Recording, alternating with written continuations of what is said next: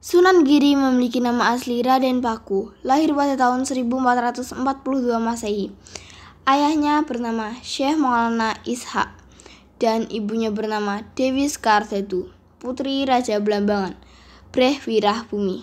Saat itu, Syekh Maulana Ishak datang ke Blambangan untuk menyebarkan agama Islam. Setibanya di sana, beliau mendapati penduduk Blambangan sedang terkena wabah penyakit. Bahkan putri Raja Blambangan juga ikut sakit. Dan pada saat itu Raja Blambangan bingung dan akhirnya ia membuat sayembara. Barang siapa yang dapat menyembuhkan putrinya akan dijadikan menantu jika laki-laki, dan jika perempuan akan diangkat menjadi anak.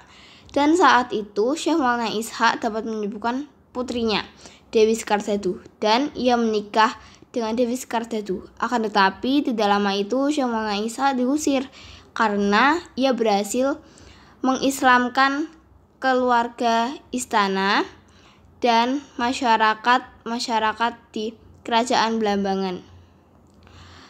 Ia kembali ke Pasai dan meninggalkan istrinya yang sedang hamil 4 bulan. Setelah bayi itu lahir, dianggap membawa petaka oleh sang kakek. Lalu bayi itu dibuang ke laut oleh sang kakek. Ada suara apa itu? Terdengar suara bayi yang sedang menangis. Apakah kamu mendengar suara itu juga? Ya, aku juga mendengarnya. Mari kita cari sumber suaranya. Wah, ternyata benar ada bayi yang tersangkut di kapal. Ayo kita ambil bayinya dan berikan kenyang. Ayo. Ini kami menemukan bayi yang tersangkut di kapal. Ya sudah, sini bayinya, biar saya saja yang merawat. Karena bayi ini ditemukan di laut, jadi saya akan memberi nama Joko Samudra. 7 tahun berlalu, Nyi Ageng Pinatih memasukkan Jaka Samudra ke pesantren Ampel Denta milik Sunan Ampel. Nak, kamu di sini belajar yang baik ya. Ya, Bu. Setelah itu, nama Jaka Samudra diubah menjadi Raden Paku oleh Sunan Ampel. Dan disitulah Raden Paku belajar fikih, Al-Quran, hadis, dan tasawuf langsung dari Sunan Ampel. Pak, kamu namanya Joko Samudra ya? Ya, Pak. Kamu saya ganti nama dengan sebutan Raden Paku ya? Oh ya, Pak. Gak apa-apa. Iya, terima kasih nak. Sama-sama, Pak.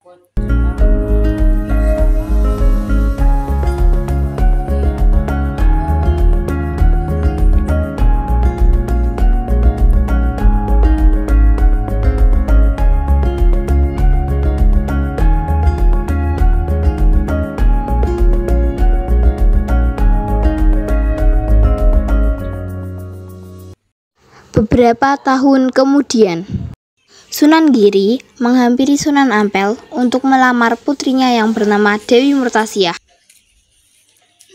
Assalamualaikum, Pak. Apakah saya boleh berbicara denganmu?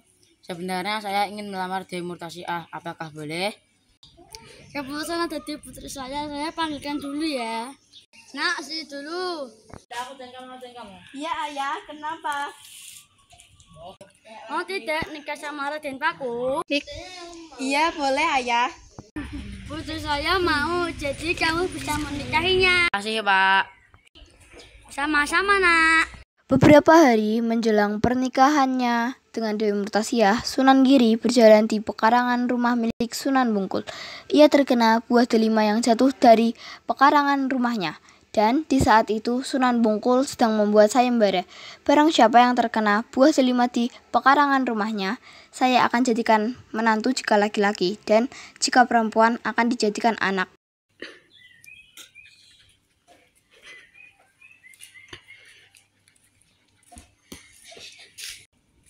Apa itu?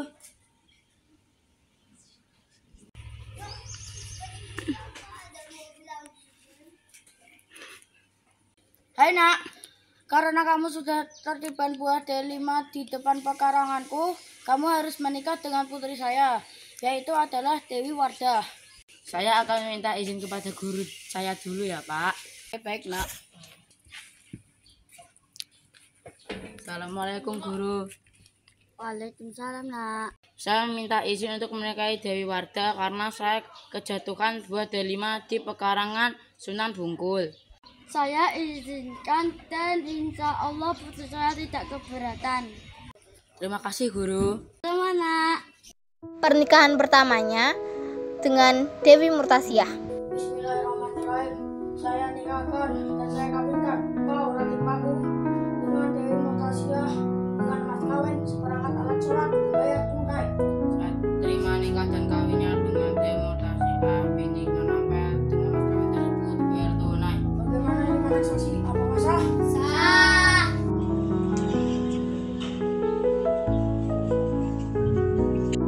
Setelah menikah dengan Dewi Murtasiah, Sunan Giri menikahi Dewi Wardah. Bismillahirrahmanirrahim.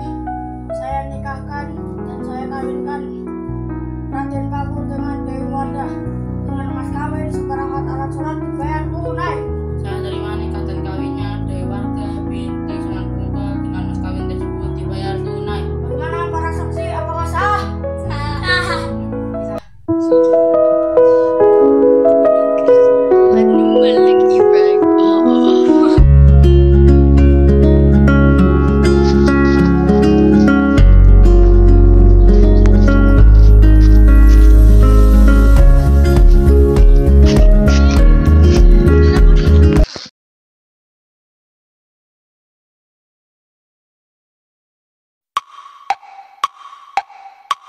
Minta izin untuk menikahi Dewi Wardah karena saya tertiban.